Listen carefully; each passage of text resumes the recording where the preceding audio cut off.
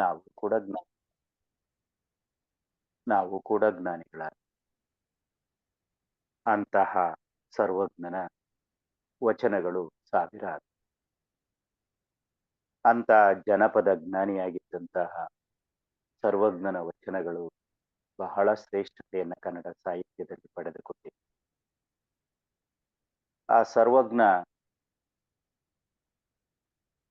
ಹಾವೇರಿ ಜಿಲ್ಲೆಯ ಹಿರೇಕೆರೂರು ತಾಲೂಕಿನ ಮಾಸೂರು ಎಂಬಲ್ಲಿ ಜನಿಸಿದವನು. ಅವನ ಮೊದಲ ಹೆಸರು ಪುಷ್ಪದತ್ತ. ಅವನು ತನ್ನ ಜ್ಞಾನದಿಂದಾಗಿಯೇ ಸರ್ವಜ್ಞ ಎಂಬ ಅಂಕಿತವನ್ನು ಪಡೆದಿದ್ದ. ಅವನ ವಚನಗಳಲ್ಲೆಲ್ಲ ಕಂಡುಬರುವಂತಹದ್ದೇ ಈ ಅಂಕಿತನಾಮ ಸರ್ವ. ಹಾಗಾಗಿ ಸರ್ವಜ್ಞ ಯಾರು ಏನು ಅನ್ನೋದೇ ಎಷ್ಟು ಜನಕ್ಕೆ ಗೊತ್ತಿರುತ್ತೆ. ಅವನು ಕೂಡ ಸಾಮಾನ್ಯನಾಗಿ ಹುಟ್ಟಿದವನು, ಸಾಮಾನ್ಯ ಜನರೊಡನೆ ಬೆರೆತು ಬಾಳಿದವನು. ಆದ್ರೆ ಜನರ ಒಡನಾಟದಲ್ಲಿ ಒಳ್ಳೆಯದನ್ನ ರೂಢಿಸಿಕೊಳ್ತಾ, ಒಳ್ಳೆಯ ಕಾರ್ಯಗಳನ್ನ ಮಾಡ್ತಾ, ಜ್ಞಾನವನ್ನ ಹಂಚುತ್ತಾ ಆಡುತ್ತಾ ಹೋದ.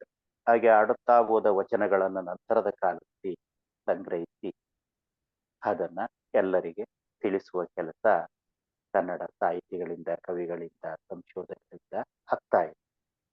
ಅಂತಹ ಸರ್ವಜ್ಞನ ವಚನಗಳಲ್ಲಿ ಕಂಡುಬರುವಂತಹ ದಾನ ಗುಣದ ಬಗ್ಗೆ ನಾವು ಇವತ್ತು ಸ್ವಲ್ಪ ತಿಳ್ಕೊಳ್ಳೋಣ.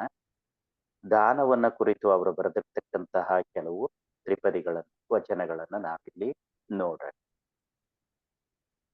ದಾನ ಅಂದ್ರೆ ನೀಡುವಂಥದ್ದು, ಕೊಡುವಂಥದ್ದು, ಮುಕ್ತ ಮನಸ್ಸಿನಿಂದ ಅವಶ್ಯಕತೆ ಇರುವವರಿಗೆ ನೀಡುವಂಥದ್ದು. ಅಂತ ದಾನಗಳಲ್ಲಿ ಹಲವಾರಿವೆ. ಅನ್ನದಾನ, ನೇತ್ರದಾನ, ರಕ್ತದಾನ, ಜ್ಞಾನದಾನ, ಹೀಗೆ ಏನೆಲ್ಲ ಇದೆಯೋ ಎಲ್ಲವೂ ಶ್ರೇಷ್ಠವೇ. ಎಲ್ಲವೂ ಕೊಡುವ ಕ್ರಿಯೆಯನ್ನ ಅವಲಂಬಿಸಿದೆ. ಅಂತಹ ದಾನ ಹೇಗೆ ಇದೆ, ಅದರಿಂದ ಏನೆಲ್ಲ ಲಾಭ ಇದೆ, ಹೇಗೆ ನೀಡಬೇಕು ಅನ್ನುವಂಥದ್ದನ್ನ ಅವನ ವಚನಗಳಲ್ಲಿ ನಾವು ನೋಡೋಣ. ಏಕೆ ಅಂದ್ರೆ ಇವರ ವಚನಗಳಲ್ಲಿ ಸರಳತೆ ಇದೆ, ನೈಜತೆ ಇದೆ, ಶ್ರೇಷ್ಠತೆಯನ್ನ ಒಂದು ಸ್ವಲ್ಪವೂ ಯಾರಿಗೂ ನೋಯಿಸದಂತೆ ನೀಡುವ ಶಕ್ತಿ ಇದೆ. ಅಂತಹ ವಚನಗಳಲ್ಲಿ ಕೆಲವನ್ನ ನೋಡೋಣ. ಮೊದಲನೇದಾಗಿ, ಅನ್ನವನು ಇಕ್ಕುವ ಅನ್ಯ ಜಾತನೇ ಕುಲಜ. ಅನ್ನವನು ಇಕ್ಕುವ ಅನ್ಯ ಜಾತನೇ ಕುಲಜ. ಅನ್ನವನು ಇಕ್ಕದೆ ಉಣುತಿಪ್ಪ, ಅನ್ನವನಿಕ್ಕದೆ ಉಣುತಿಪ್ಪ ಕುಲಜಾತ ಅನ್ಯರನೆಂದೆನಿಯೋ ಸರ್ವಜ್ಞ. ಅನ್ನವನು ಇಕ್ಕದುಣುತಿಪ್ಪ ಕುಲಜಾತ ಅನ್ಯರೆಂದರಿಯೋ ಸರ್ವಜ್ಞ ಅಂತೇಳಿ. ಅಂದ್ರೆ ಅನ್ನವನ್ನು ನೀಡುವವರು ಅನ್ಯ ಜಾತನಾಗಲಾರದು, ಅವನು ಶ್ರೇಷ್ಠ ಕುಲಜನಾಗಿರುವನು. ಕುಲಜ ಅಂದ ತಕ್ಷಣ ನಾವು ನಮ್ಮ ಮನೆತನ, ನಮ್ಮ ವಂಶ ಅಂತೆಲ್ಲ ಅಂದ್ಕೊಳ್ತೀವಿ. ಅದು ಕೂಡ ಶ್ರೇಷ್ಠವೇ ಆಗುತ್ತದೆ. ಇಡೀ ಮಾನವ ಕುಲವೇ ಶ್ರೇಷ್ಠ, ಆ ಮಾನವ ಕುಲಕ್ಕೆ ಶ್ರೇಷ್ಠ ಎನ್ನುವಂತಹ ಒಂದು ಸ್ಥಾನ ನಮಗೆ ಲಭಿಸುತ್ತದೆ. ಅದಕ್ಕೋಸ್ಕರ ಅನ್ನವನ್ನ ಇಡುವಂತಹವನು ಬೇರೆ ಯಾರೇ ಇರಲಿ, ನಮ್ಮ ಕುಲದವನೇ ಇರಲಿ, ನಮ್ಮವರೇ ಇರಲಿ, ನಮ್ಮ ಸ್ವ ಬಂಧುಗಳೇ ಇರಲಿ, ಅಥವಾ ಬೇರೆ ಯಾವುದೇ ಜಾತಿ ಜನಾಂಗದವರಿರಲಿ, ದೇಶ ಭಾಷೆಯವರಿರಲಿ, ಅವರು ನಮ್ಮವರೇ ಆಗುತ್ತಾರೆ. ಅವರು ಬೇರೆಯವರಾಗುವುದೇ ಇಲ್ಲ. ಅವರು ನಮ್ಮ ಕುಲಜರು, ನಮ್ಮ ಮಾನವ ಕುಲಜರು, ನಮ್ಮ ಶ್ರೇಷ್ಠರು ಎನ್ನುವುದಾಗಿ ಅವರು ಹೇಳ್ತಾರೆ.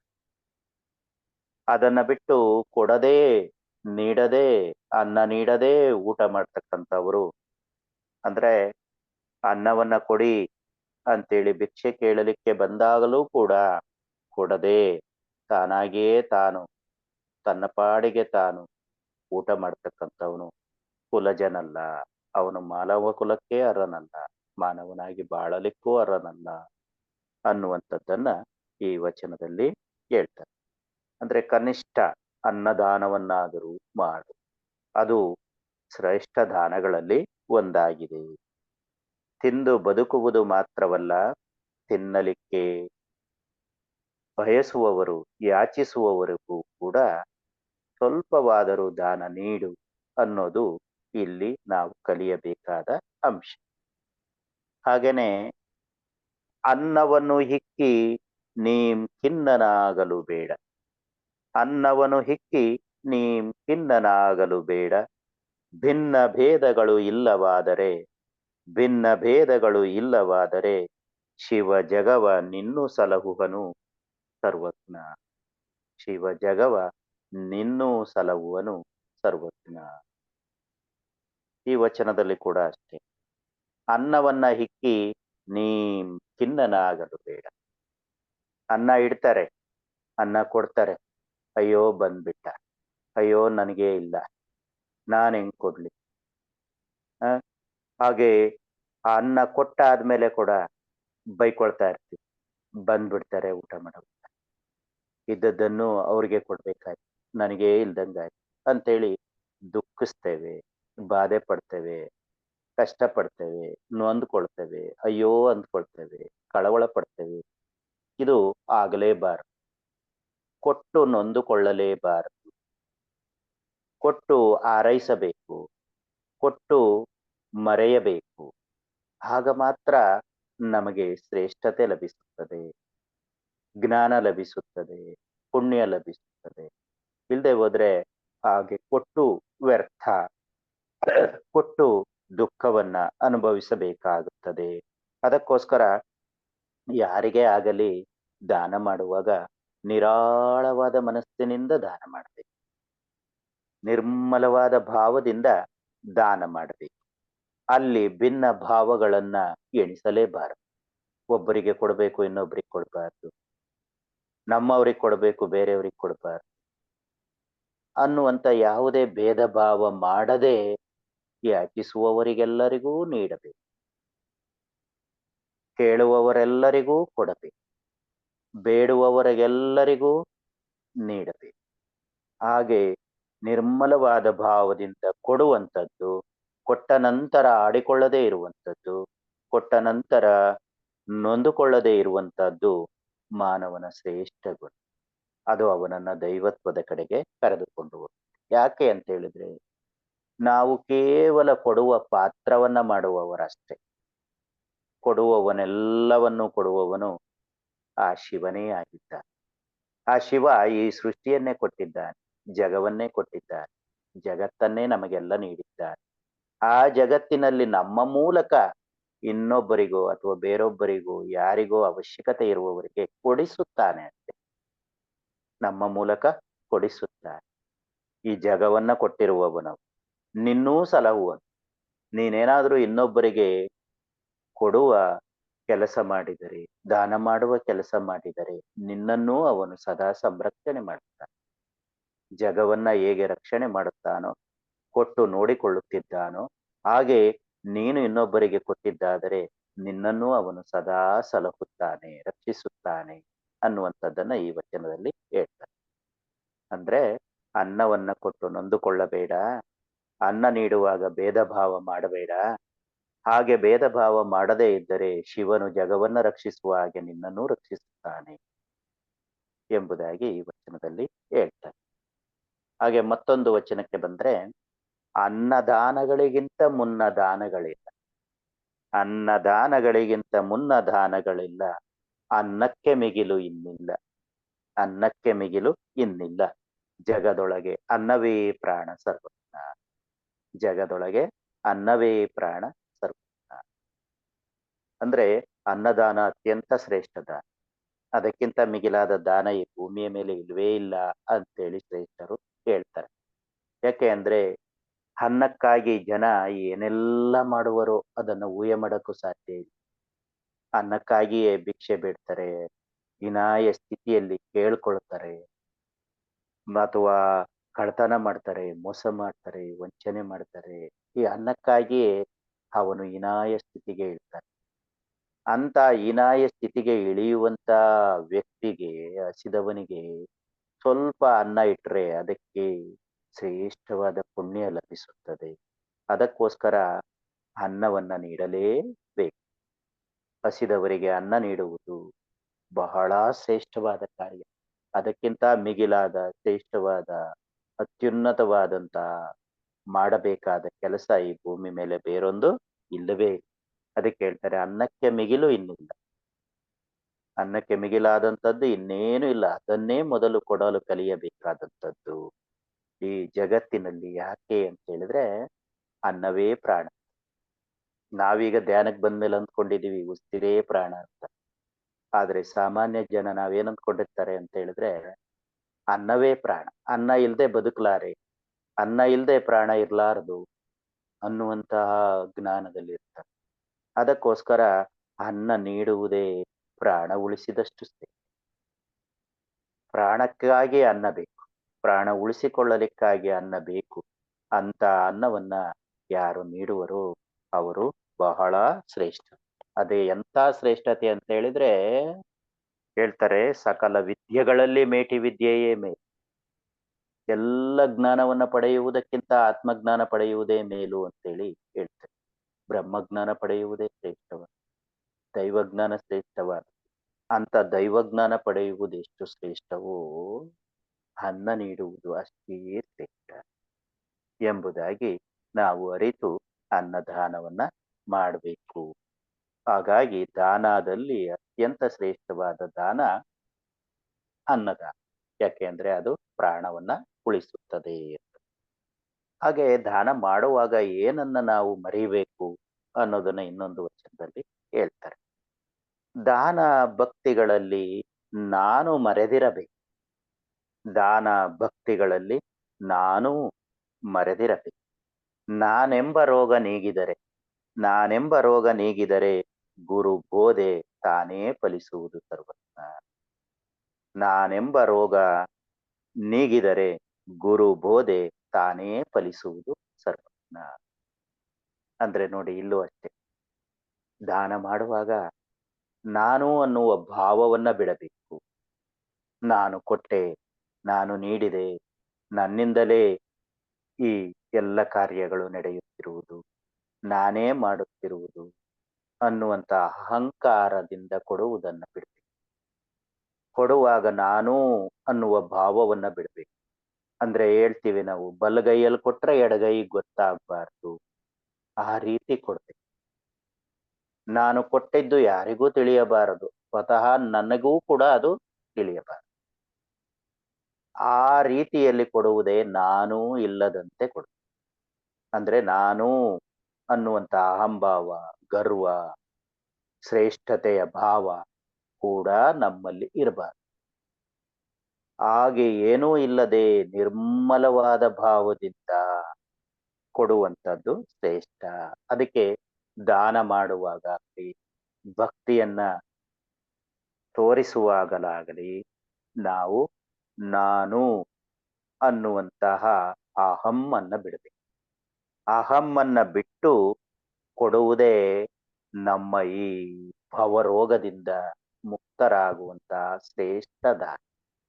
ಅದಕ್ಕೆ ಹೇಳ್ತಾರೆ ನಾನೆಂಬ ರೋಗ ನೀಗಿದರೆ, ಈ ನಾನು ನಾನು ನಾನು ಅನ್ನುವಂತ, ನಾನು ನನ್ನದು ಎನ್ನುವಂತ, ನಮ್ಮದು ಎನ್ನುವಂತ ರೋಗವನ್ನ ಮೊದಲು ನಾವು ಬಿಡಬೇಕು. ಅಂದ್ರೆ ನಾನು ಕೊಟ್ಟೆ ಅನ್ನುವಂತ ರೋಗದಿಂದ ನಾವು ಹೊರಗೆ ಬಂದರೆ ನಮಗೆ ಗುರುಬೋಧೆಯೂ ಲಭಿಸುತ್ತದೆ, ದೈವಜ್ಞಾನವೂ ಲಭಿಸುತ್ತದೆ, ಪುಣ್ಯವೂ ಲಭಿಸುತ್ತದೆ, ಅಥವಾ ಶ್ರೇಷ್ಠತೆಯ ಸ್ಥಾನ ಲಭಿಸುತ್ತದೆ. ಅದು ತಾನೇ ತಾನಾಗಿ ಕೂಡ ಲಭಿಸುತ್ತೆ. ಅದಕ್ಕೆ ಯಾವ ಪ್ರಯತ್ನ ಮಾಡೋದು ಬೇಕಿಲ್ಲ, ಯಾರನ್ನು ಕೇಳೋದು ಬೇಕಿಲ್ಲ. ಹಾಗಾಗಿ ನಾವು ನಿಷ್ಕಲ್ಮಶವಾದ ಭಾವದೊಂದಿಗೆ, ಪ್ರತಿಫಲವನ್ನ ಅಪೇಕ್ಷೆ ಪಡದೆ, ಸ್ವಾರ್ಥವನ್ನ ಇಟ್ಟುಕೊಳ್ಳದೆ, ಅಹಂಕಾರ ಪಡದೆ ನಾವು ದಾನ ನೀಡಬೇಕು. ಅದೇ ನಿಜವಾದ ದಾನ ಅನ್ನೋದನ್ನ ಈ ವಚನದಲ್ಲಿ ಹೇಳ್ತಾರೆ.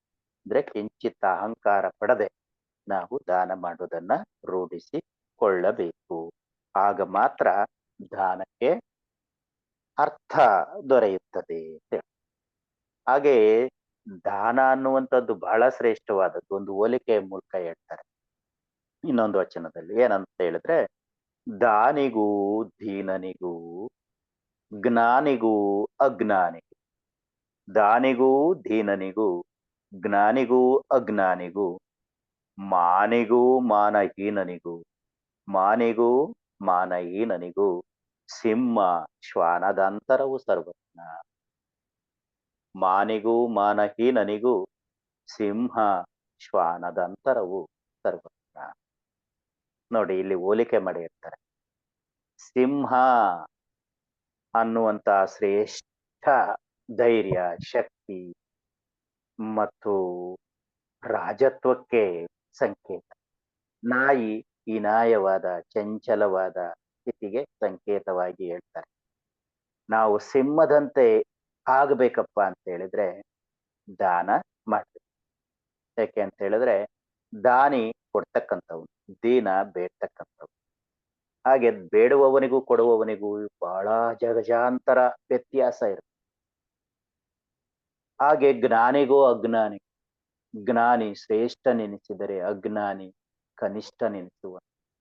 ಅಂದ್ರೆ ಬೆಳಕು ಕತ್ತಲೆಯಷ್ಟು ಅಂತರ ಜ್ಞಾನ ಅಜ್ಞಾನಿಗೆ.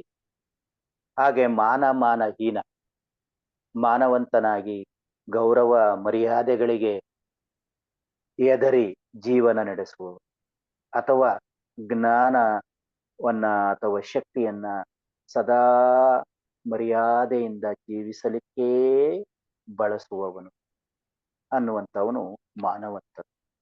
ಅಂದ್ರೆ ಮಾನವನಾಗಿ, ಸಭ್ಯನಾಗಿ, ಒಳ್ಳೆಯವನಾಗಿ ಈ ಸಮಾಜದಲ್ಲಿ ಇರುವಂಥವನು. ಅದೇ ಮಾನಹೀನನು ಅಂದ್ರೆ ಯಾವುದೇ ನಾಚಿಕೆ ಇಲ್ಲ, ಲಜ್ಜೆ ಇಲ್ಲ, ಗೌರವ ಇಲ್ಲ, ಅಥವಾ ಸ್ವಲ್ಪವೂ ಕೂಡ ಒಳಿತು ಅನ್ನೋದೇ ಇಲ್ಲ. ಎಲ್ಲರೂ ಅವನನ್ನ ತೆಗಳುವವರೇ, ಹೀಯಾಳಿಸುವವರೇ, ಅವಮಾನಿಸುವವರೇ. ಅಂತ ಅವಮಾನಕ್ಕೆ ಗುರಿಯಾಗಿ ಹೀನ ಸ್ಥಿತಿಯಲ್ಲಿ ಬಾಳ್ತಕ್ಕಂಥವನು ಮಾನಹೀನನು, ಮಾನವೇ ಇಲ್ಲದವನು. ನಡೆ, ನುಡಿ, ಮಾತು, ಕತೆ, ಊಟ, ಉಪಚಾರ, ಆಚಾರ, ವಿಚಾರ ಏನೆಲ್ಲ ಇದೆ ಅದರಲ್ಲೂ ಸ್ವಲ್ಪವೂ ಅವನಿಗೆ ಗೌರವ ಇಲ್ದಿದ್ರೆ ಅವನನ್ನ ಮಾನಹೀನನು ಅಂತಾರೆ. ಹೀಗೆ ಮಾನ ಅಪಮಾನ ಅಥವಾ ಮಾನಹೀನನ ಸ್ಥಿತಿಗಳಲ್ಲಿ ಎಷ್ಟು ವ್ಯತ್ಯಾಸ ಇರುತ್ತೆ ಅಂತ ಹೇಳಿದ್ರೆ ಸಿಂಹ ಮತ್ತು ಶ್ವಾನ. ಸಿಂಹ ಅಂದ್ರೆ ಶ್ರೇಷ್ಠತೆ, ಶ್ವಾನ ಅಂದ್ರೆ ಕನಿಷ್ಠತೆ. ಉಚ್ಚ ನೀಚ ಅನ್ನುವಂತ ಉಚ್ಚವಾದುದು ಸಿಂಹ. ಆ ಉಚ್ಚತನವಾದಂತಹ ಶ್ರೇಷ್ಠತೆಯ ಸ್ಥಾನವನ್ನ ನಾವು ಹೊಂದಬೇಕು ಅಂತ ಹೇಳಿದ್ರೆ ದಾನ ಗುಣ ಬೆಳೆದು. ಹಾಗಾಗಿ ದಾನ ಅನ್ನುವಂಥದ್ದು ಬಹಳ ಶ್ರೇಷ್ಠವಾದದ್ದು ಅನ್ನೋದು ಈ ಹೋಲಿಕೆಯ ಮೂಲಕ ನಮ್ಗೆ ಅರ್ಥ ಆಗುತ್ತೆ. ಹಾಗೆ ದಾನದ ಮೂಲ ಫಲದಿಂದ ನಮ್ಗೆ ಏನೆಲ್ಲ ಲಭಿಸುತ್ತೆ ಅಂತೇಳಿ ಈ ವಚನದಲ್ಲಿ ಇನ್ನೂ ಚೆನ್ನಾಗಿ ಹೇಳ್ತಾರೆ. ಏನಪ್ಪಾ ಅಂತ ಹೇಳಿದ್ರೆ ದಾನದ ಫಲದಿಂದ ಭೂನಾಥನಾಗುವ, ದಾನದ ಫಲದಿಂದ ಭೂನಾಥನಾಗುವ, ಬಾನು ಮಂಡಲವನೊಡೆದು ಅಮಳ ಸ್ವರ್ಗಕ್ಕೆ ತಾನೊಡೆಯನವುದು. ದಾನದ ಫಲದಿಂದ ಭೂನಾಥನಾಗುವನು, ಬಾನು ಮಂಡಲವನೊಡೆದ ಅಮಳ ಸ್ವರ್ಗಕ್ಕೆ ತಾನೊಡೆಯನವನು ಸರ್ವಜ್ಞ ಅಂತ. ಅಂದ್ರೆ ಭಾನುಮಂಡಲವನೊಡೆದು ಅಮಳ ಸ್ವರ್ಗಕ್ಕೆ ತಾನೊಡೆಯನಹನು ಸರ್ವಜ್ಞ. ನೋಡಿ, ದಾನದ ಫಲದಿಂದ ನಾವು ನಿರ್ಮಲವಾದ ಭಾವದಿಂದ ನಮ್ಮಲ್ಲಿ ಇದ್ದದ್ದನ್ನ ಅವಶ್ಯಕತೆ ಇರುವವರಿಗೆ ಕೊಟ್ಟರೆ ನಾವು ಇಡೀ ಭೂಮಂಡಲದ ಒಡೆಯರೆನಿಸುವೆವು ಅನ್ನುವಂತಹ ಫಲ ನಮಗೆ ದೊರೆಯುತ್ತೆ. ಇಡೀ ಭೂಮಿಗೆ ಒಡೆಯರಾಗುವ, ಅಥವಾ ನಾವು ಎಲ್ಲಿರ್ತೀವೋ ಅಲ್ಲಿ ನಮ್ಮನ್ನ ಬಹಳ ಶ್ರೇಷ್ಠತೆಯ ನಾಯಕನ, ಒಡೆಯನ, ದೈವದ ಸ್ಥಾನದಲ್ಲಿ ನೋಡ್ತಾರೆ. ಅಂತ ಸ್ಥಾನ ದಾನ ನೀಡುವವರಿಗೆ ಲಭಿಸುತ್ತದೆ.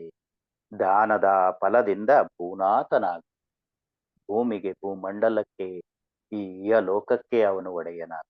ಅಷ್ಟೇ ಅಲ್ಲದೆ ಭಾನುಮಂಡಲವನೊಡೆದು, ಭಾನುಮಂಡಲ ಅಂದ್ರೆ ಸೂರ್ಯಮಂಡಲ, ಸೌರಮಂಡಲ, ಸೌರಮಂಡಲದಲ್ಲಿರುವಂತಹ ಎಲ್ಲ ಲೋಕಗಳನ್ನ ಭೇದಿಸಿಕೊಂಡು ಒಡೆದುಕೊಂಡು ಅಮಳ ಸ್ವರ್ಗಕ್ಕೆ ಹೋಗು, ಆ ಅತ್ಯುನ್ನತವಾದಂತಹ ಸುಖದಾಯಕವಾದ ಕೈಲಾಸ ಸ್ವರ್ಗಕ್ಕೆ ಸೇರುವ, ಆ ಸ್ವರ್ಗಕ್ಕೂ ಒಡೆಯನಾಗುವ. ಇಲ್ಲಿ ಮಾತ್ರ ಒಡೆಯನಲ್ಲ, ಆ ಸ್ವರ್ಗಕ್ಕೂ ಒಡೆಯನಾಗಿ ಆ ಸುಖವನ್ನ ಅನುಭವಿಸುವ. ಯಾರು ಅಂತ ಹೇಳಿದ್ರೆ ದಾನ. ಅಂದ್ರೆ ಅದಕ್ಕೆ ಬಸವಣ್ಣ ಹೇಳುವನು, ದಾನ ಮಾಡೋರು ಇಲ್ಲಿ ಸಲ್ಲುವರು ಅಲ್ಲಿಯೂ ಸಲ್ಲುವರಯ್ಯ. ಇಲ್ಲಿ ಅಂದ್ರೆ ಈ ಭೂಲೋಕದಲ್ಲಿ ನಾವು ಶ್ರೇಷ್ಠರಾಗಿ ಒಡೆಯರಾಗಿ ಒಪ್ಪಿಕೊಳ್ತೇವೆ, ಸಲ್ಲುತ್ತೇವೆ, ಆ ಸ್ಥಾನವನ್ನ ಪಡ್ಕೊಳ್ತೇವೆ. ಹಾಗೆ ಸ್ವರ್ಗದಲ್ಲೂ ಕೂಡ ಅದೇ ಸ್ಥಾನವನ್ನ ನಾವು ಪಡೆದುಕೊಳ್ತೇವೆ. ಅದಕ್ಕೋಸ್ಕರ ನಾವು ದಾನ ನೀಡಬೇಕು. ಅಂದ್ರೆ ಈ ಒಂದು ಫಲ ಸಿಗುತ್ತೆ ಅಂತಲೇ ನಾವು ದಾನ ಮಾಡೋದಲ್ಲ. ಆ ಫಲ ಖಂಡಿತ ನಾವು ಬಯಸದೇ ಇದ್ದರು ಅಥವಾ ಆಶಿಸದೇ ಇದ್ದರು, ಫಲಾಪೇಕ್ಷೆ ಇಲ್ಲದೆ ದಾನ ಮಾಡಿದಾಗ ಖಂಡಿತ ನಮಗೆ ಅದು ತಾನಾಗಿಯೇ ಒಲಿಯುತ್ತದೆ, ತಾನಾಗಿಯೇ ಆ ಸ್ಥಿತಿ ನಮಗೆ ಸಿಗುತ್ತದೆ. ಆದ್ರಿಂದ ದಾನ ಬಹಳ ಇಷ್ಟಪಟ್ಟು ಮಾಡುವಂಥದ್ದು. ಅದನ್ನ ಎಂದೂ ಕೂಡ ನಿಲ್ಲಿಸಲೇಬಾರದು. ನಿರ್ಮಲವಾದ ಮನಸ್ಸಿನಿಂದ ದಾನ ಮಾಡ್ತಾ ಹೋಗ್ಬೇಕು ಅನ್ನುವಂಥದ್ದನ್ನ ಇಲ್ಲಿ ಹೇಳ್ತಾರೆ. ಇನ್ನೊಂದೆರಡು ನೋಡೋಣ.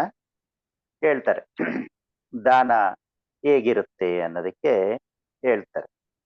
ಆಡದಲೆ ಕೊಡುವವನು ರೂಢಿಯೊಳಗುತ್ತಮನು. ಆಡದಲೆ ಕೊಡುವವನು ರೂಢಿಯೊಳಗುತ್ತಮನು. ಆಡಿಕೊಡುವವನು ಮಧ್ಯಮನು. ಆಡಿಕೊಡುವವನು ಮಧ್ಯಮನು. ಆಡಿಕೊಡುವವನು ಮಧ್ಯಮನು. ಅಧಮ ತಾನಾಡಿಕೊಡದವನು ಸರ್ವಜ್ಞ. ಅಧಮ ತಾನಾಡಿಕೊಡದವನು ಸರ್ವಜ್ಞ. ನೋಡಿ, ನಾವು ಕೊಡುವಾಗ ಏನೇನೋ ಮಾತಾಡ್ಕೊಳ್ತಾ ಇರ್ತೀವಿ. ಹಾಗೆ ಮಾತಾಡ್ಕೊಳ್ತಕ್ಕಂತಹ ದಾನ ಗುಣದ ಬಗ್ಗೆ ಹೇಳ್ತಾರೆ. ಆಡದಲೆ ಕೊಡುವವನು ರೂಢಿಯೊಳಗುತ್ತಮ. ಎಲ್ಲಿಯಾದ್ರೂ ಏನಾದ್ರೂ ಅವಶ್ಯಕತೆ ಇದೆ ಅಂದ ತಕ್ಷಣ ಆಡದೆ ಕೇಳದೆ ನೋಡದೆ ಮಾತಾಡದೆ ತನ್ನಲ್ಲಿದ್ದುದನ್ನ ಕೊಟ್ಬಿಡ್ತಾನೆ. ಅವನು ಎಲ್ಲರಿಗಿಂತ ಶ್ರೇಷ್ಠ. ಈ ಭೂಮಿಯಲ್ಲಿ ಎಲ್ಲರಿಗಿಂತ ಅತ್ಯಂತ ಉತ್ತಮನು. ಅತ್ಯುತ್ತಮ ಯಾರು ಅಂದ್ರೆ ಮಾತನಾಡದೆ ಕೊಡುವವ, ಹೇಳಿಕೊಳ್ಳದೆ ಕೊಡುವವ, ಕೇಳಿಸಿಕೊಳ್ಳದೆ ಕೊಡುವವನು, ಅವಶ್ಯಕತೆಯನ್ನು ಅರಿತು ಕೊಡುವವನು ಅತ್ಯುತ್ತಮನು. ಅಲ್ಲಿ ನನ್ನನ್ನು ಕೇಳ್ತಾರೆ ಅಂತ ಕೂಡ ಅವನು ಯೋಚನೆ ಮಾಡೋದು, ಕೇಳ್ದೇನೆ ಕೊಟ್ಬಿಡ್ತಾನೆ, ತನ್ನಲ್ಲಿರೋದನ್ನ ಕೊಡ್ತಾ ಹೋಗ್ತಾನೆ. ಹಾಗೆ ಆಡದಲೆ ತಾನು ಕೊಡ್ತೀನಿ ಅಂತ ಹೇಳ್ಕೊಳ್ದೇನೆ ಕೊಟ್ಬಿಡ್ತಾನೆ. ಹಾಗೆ ಆಡದೇ ಕೊಡುವವನೇ ಅತ್ಯುತ್ತಮನಾದವ. ಅಥವಾ ಆಡಿ ಕೊಡುವವನು ಮಧ್ಯಮನು. ಏಯ್ ನಾನ್ ಕೊಡ್ತೀನಿ ತಗೋಪ್ಪ, ನನ್ನನ್ನು ಕೇಳ್ರಪ್ಪ ನಾನು ಕೊಡ್ತೀನಿ ಅಂತೇಳಿ ಕೇಳಿಸ್ಕೊಂಡು ಆಡಿಸ್ಕೊಂಡು ಕೊಡ್ತಕ್ಕಂಥವನು ಮಧ್ಯಮ. ಹಾಗೆ ಕೊಡುವಂಥವ್ರು ಮಧ್ಯಮ ಸ್ಥಿತಿಯಲ್ಲಿರೋರು ಏನ್ ಹೇಳ್ತಾರೆ ಅಂತ ಹೇಳಿದ್ರೆ, ನಾನು ಕೊಟ್ಟಿದ್ದೀನಿ ಅಂತ ಅನೌನ್ಸ್ ಮಾಡ್ತಾರೆ.